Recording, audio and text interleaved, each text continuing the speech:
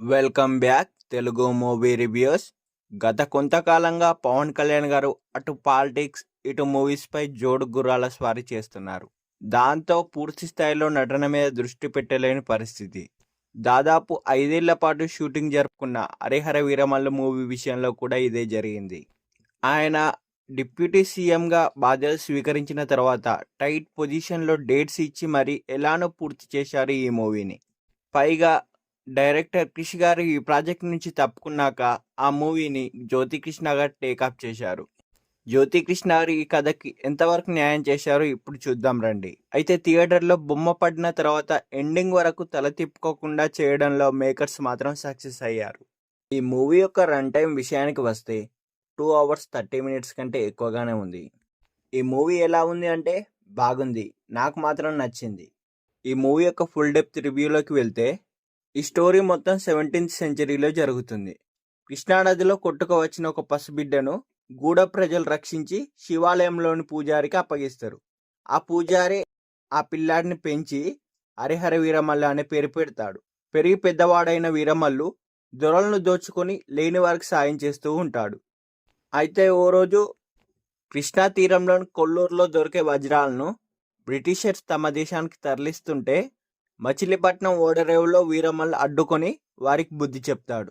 అతని సాహసాల గురించి తెలుసుకున్న దొర అతనితో దోస్తీ చేస్తాడు. అయితే దొర కోరిక మేరకు గోల్కొండ కిలాకు బయలుదేరిన వీరమల్లు తన ధైర్య సాహసాలతో నవాబును మెప్పిస్తాడు. దాంతో ఢిల్లీ బాద్షా ఔరంగజేబ్ దగ్గర ఉన్న కోహినూర్ వజ్రాన్ని తెచ్చి ఇవ్వమని తానుషా కోరుతాడు. నవాబు మీద ప్రేమ కంటే తెలుగు నేలకు చెందిన కోహినూర్ వజ్రాన్ని తిరిగి తీసుకురావడం ఆత్మగౌరవానికి సంబంధించిందని భావించిన వీరమల్లుకు అందుకు అంగీకరిస్తాడు. అయితే హైదరాబాద్ నుంచి ఢిల్లీ నగరానికి అతని ప్రయాణం ఎలా సాగింది, మధ్యలో ఎదురైన అవాంతరాలు ఏమిటి, హిందువుగా జీవించాలంటే జిజియా పన్ను కట్టాలని శాసించిన మొఘల్ చక్రవర్తి ఔరంగజేబుకు వీరమల్లు ఎలా సింహస్వప్నంగా మారాడు, హిందూ ధర్మం మీద జరుగుతున్న దాడులపై వీరమల్లు ఎలా ప్రతిస్పందించాడు, ధర్మ పరిరక్షకుడుగా ఎలా నిలిచాడు అనేది తెలియాలంటే మనం మూవీ చూడాల్సిందే. ఈ మూవీ యొక్క ఇన్డెప్త్ ఎనాలిసిస్లోకి వెళ్ళిపోతే కృష్ణానది తీర ప్రాంతంలో మొదలైన ఈ స్టోరీ హైదరాబాద్ మీదుగా ఢిల్లీకి చేరుకుంటుంది. ఈ మూవీలో నిజానికి హీరోయిన్కి స్థానం అనేది లేదు. అయినా సాధారణ ప్రేక్షకులను ఆకట్టుకోవడం కోసం కమర్షియల్ యాంగిల్లో ఆలోచించి పంచమి పాత్రను ప్రవేశపెట్టారు. అలానే హాస్యం పండించడం కోసం మరికొన్ని పాత్రలను కూడా సృష్టించారు. కానీ అవేం పెద్దగా వర్కౌట్ కాలేదు. ఈ మూవీ ఒక రకంగా చెప్పాలంటే పవన్ కళ్యాణ్ అభిమానులకు మాత్రం ఒక విజువల్ ఫీస్ట్ అని చెప్పవచ్చు. ఇక పంచమి పాత్రకు సంబంధించి ఇంటర్వ్యూలకు ముందు వచ్చే ట్విస్ట్ మాత్రం అదిరింది. పవన్ కళ్యాణ్ గారు మాత్రం ఈ సినిమాపై ఇంకొంచెం శ్రద్ధ పెట్టి ఉంటే బాగుండేది. క్షణం తీరిక లేని సమయంలోనూ చాలా నిబద్ధతతో పవన్ గారు షూటింగ్లో పాల్గొన్నారనే విషయం అర్థమవుతుంది.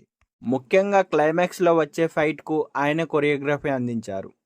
ఈ మూవీకి పాజిటివ్ పాయింట్ ఏంటంటే ఫస్ట్ హాఫ్ బాగుంది, సెకండ్ హాఫ్ మొదటి 40 నిమిషాలు యావరేజ్, చివరి 40 నిమిషాలు బాగుంది. కీరవాణి గారు ఇచ్చిన పాటలు, బీజిఎం ఈ మూవీకి ప్లస్ పాయింట్గా నిలుస్తాయి. ఈ మూవీలో కుస్తీ ఫైట్, ప్రీ క్లైమాక్స్లో వచ్చే యాక్షన్ సీన్స్ బాగున్నాయి. ముఖ్యంగా టైటిల్ కార్డ్స్ నుంచి పవన్ కళ్యాణ్ గారి ఎంట్రీ సీన్ వరకు చాలా బాగుంది. కానీ స్క్రీన్ ప్లే మాత్రం చాలా చోట్ల పాత అనుభూతినే కలిగిస్తుంది. విఎఫ్ఎక్స్ వర్క్ మాత్రం చాలా దారుణంగా ఉంది. చాలా పాత్రలకు సరైన లిప్ సింక్ అనేది లేదు. అయితే ఏది ఏమైనా విస్తారమైన కథ, భారీ తారాగణం, హై టెక్నికల్ వాల్యూస్ ఇవేమి మనసు లోతుల్లోకి వెళ్ళి ప్రభావం చూపించలేకపోయాయి. ఎవరో మొదలుపెట్టిన మూవీని వేరెవరో పూర్తి చేయడంలో ఎక్కడో ఏదో ఒక లోపం జరిగిందనే భావన కలుగుతుంది. అయితే చివరగా నిరంకుశ మొఘల్ చక్రవర్తి ఔరంగజేబ్కు వీరమల్లు చుక్కలు చూపిస్తాడనుకుంటే దాన్ని రెండో భాగానికి వాయిదా వేయడం కాస్తంత నిరాశను కలిగించే అంశమే. ఈ మూవీని మాత్రం చూడాలనుకుంటే చూడండి, మూవీలో మాత్రం మ్యాటర్ ఉంది. ఈ మూవీని ఫ్యామిలీతో కూడా కలిసి చూడవచ్చు.